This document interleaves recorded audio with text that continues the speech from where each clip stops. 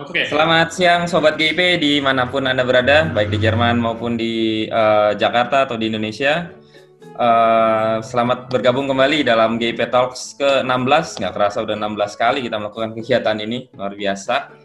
Bersama narasumber yang pastinya sangat spesial sekali kali ini, karena mengambil bidang ilmu yang bisa dibilang cukup abnormal di kalangan orang Indonesia di Jerman, yaitu hukum. Gitu. Saya juga belum terlalu kenal nih sama narasumbernya. Gitu. Yang saya tahu namanya adalah Deska Putrayana. Ya, tanya kita akan menggali lebih dalam siapakah Bro Deska ini, apa yang dilakukan, gimana cara dia sampai ke Jerman, dan apa yang dilakukan beliau ini di Jerman. Oke. Selamat siang Bro Deska, apa kabar? Selamat siang, alhamdulillah baik. Bagaimana kabar Bung Alwin? Aman, cuma agak gerah aja nih di Jakarta, luar biasa panasnya. Sama di sini juga kok.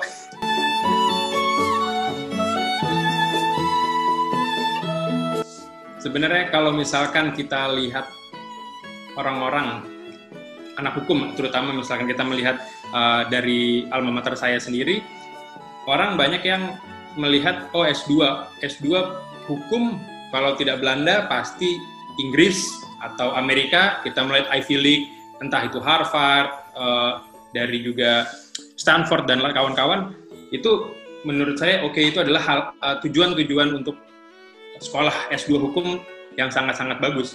Namun kita sadari sendiri, kalau saya sadari sendiri selama saya belajar di S1, bahwa hukum Indonesia itu hukum kontinental, Eropa kontinental, di mana setiap negara di Eropa juga mengajarkan hal-hal filsafat yang sama. Oleh karena itu, saya mencoba untuk kenapa tidak Jerman? Karena menurut saya Jerman juga sebuah negara yang bagus. Orang tua saya juga selalu mengatakan bahwa sekolah di Jerman itu bagus. Walaupun memang tadinya niat saya untuk sekolah di Jerman itu adalah untuk dari kecil, maksudnya. Saya dari kecil ingin sekali masuk teknik. Tapi nyangkutnya sekarang di hukum. Tapi tetap ke Jerman juga ujung-ujungnya. Tapi beda aliran. Sekarang saya ngambilnya hukum. Gitu. Oke. Jadi saya sebelum berangkat ke Jerman ini, saya pengacara. Saya kerja juga di beberapa perusahaan, dan saya juga pernah bekerja di law firm juga. Dan saya memutuskan untuk sekolah lagi pada tahun 2017. Pada saat itu saya ada pilihan untuk mencoba di TU München atau di FU. Dan alhamdulillah saya diterima di FU, dan sampai dengan 2018 saya mengikuti studinya dan lulus pada tahun 2018 di bulan September. Karena perkuliahan untuk S2 terutama hukum 1 tahun di Jerman. Okay. Ada juga yang 2 tahun tapi itu yang part time.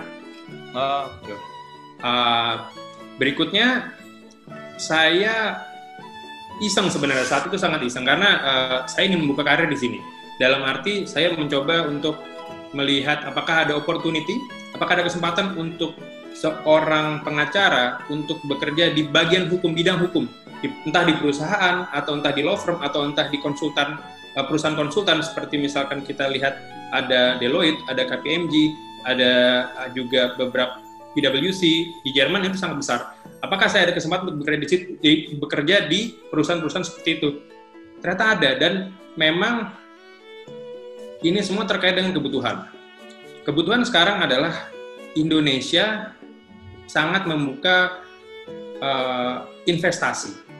Indonesia sangat membuka investasi di mana dengan isu-isu yang ada di Indonesia, walaupun isu-isu yang ada di Indonesia sekarang, namun Indonesia membuka pintu investasi seluas-luasnya. Dan itu menjadi kesempatan kecil untuk saya. Dan saya pada saat itu iseng untuk membuka apakah saya sebagai lawyer Indonesia bisa diterima di kamar pengacara di Jerman.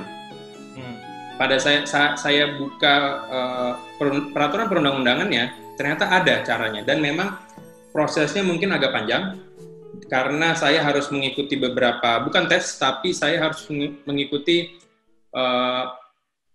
penyetaraan semacam itu. Jadi apalagi dengan ditambah kemarin tuh dengan kondisi pandemi seperti ini, jadi waktunya memang agak saya dihubungi berkali-kali dan saya harus bolak-balik ke kantornya. Kantornya itu ada di dekat Alexanderplatz untuk di Berlin, dan memang untuk beberapa negara bagian itu berbeda. Karena saya mencoba untuk menghubungi yang pusat menyampaikan saya untuk datang ke tempat di negara bagian mana kamu, dan kebetulan saya tinggal di Berlin, jadi saya menghubungi untuk kamar pengacara di Berlin, dan setelah itu saya ikuti prosesnya sampai dengan sekarang saya menjadi anggota di kamar pengacara di Berlin. Seperti itu. Oke.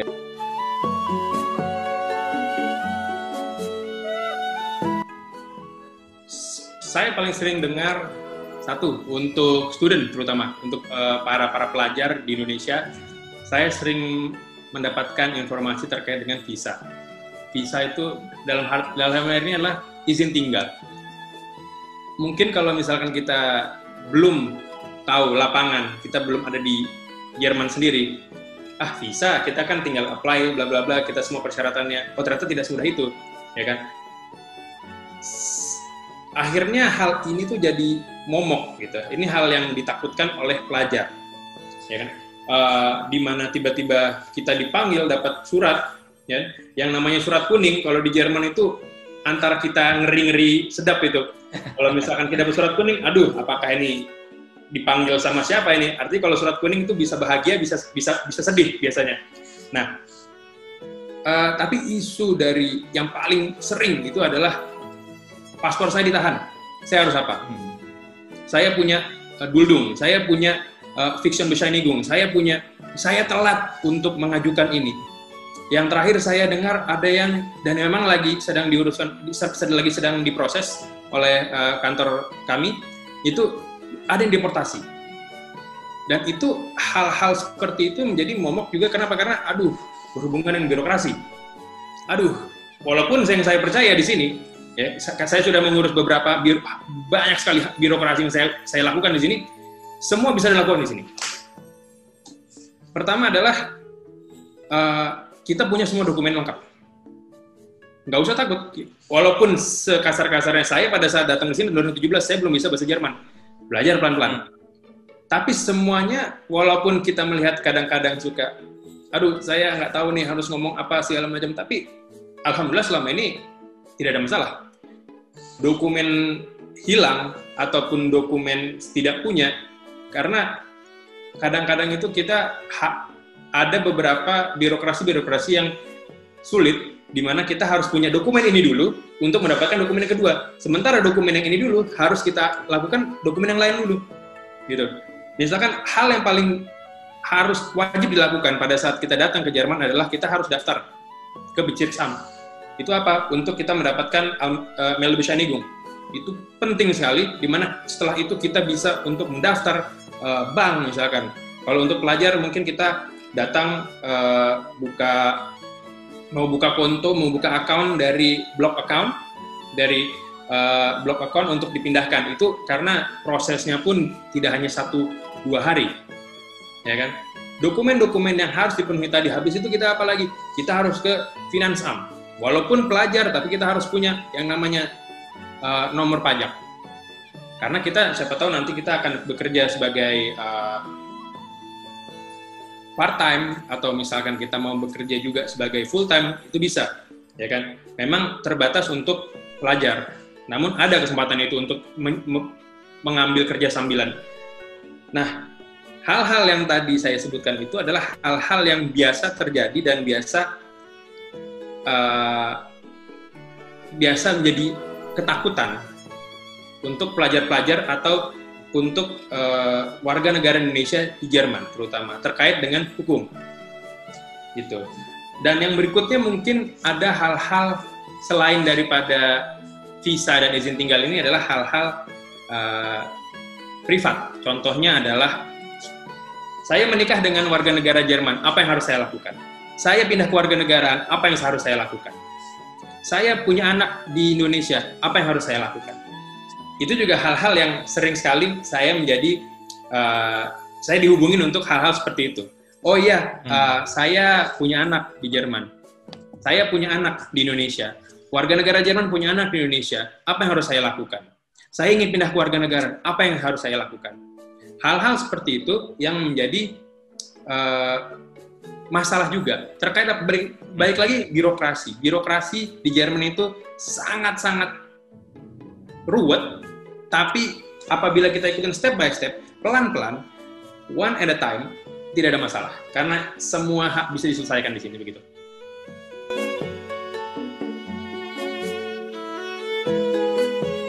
Pertama, harus tenang, karena kita nggak boleh panik.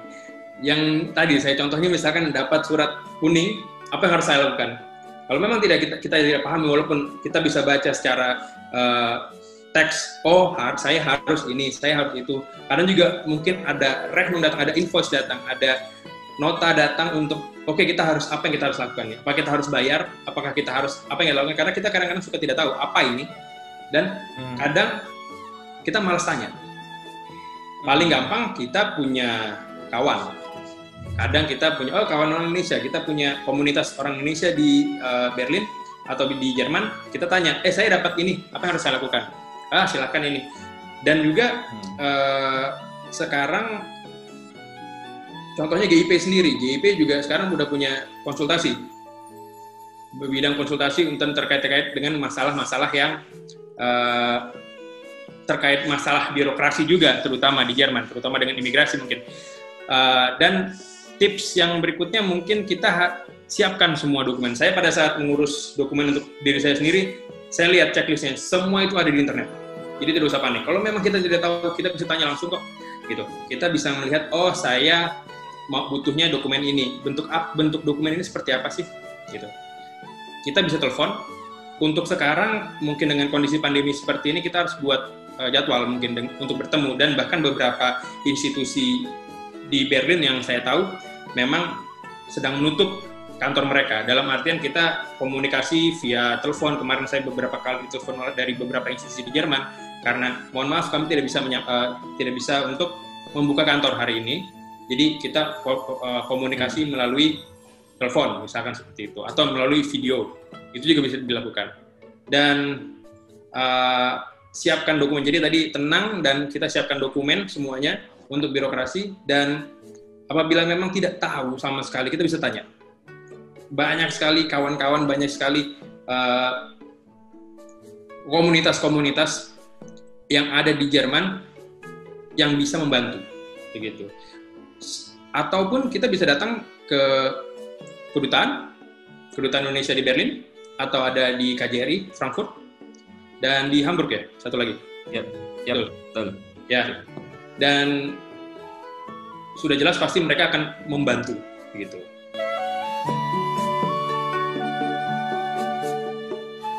Sebenarnya kita nggak usah takut ya, maksudnya lagi-lagi semua hal di Jerman terkait birokrasi, terutama administrasi dan imigrasi tadi, kita harus punya dokumen-dokumen ini, kita harus melakukan ini, apa yang kita harus lakukan pada detik pertama kita datang ke Jerman, kasar seperti itu.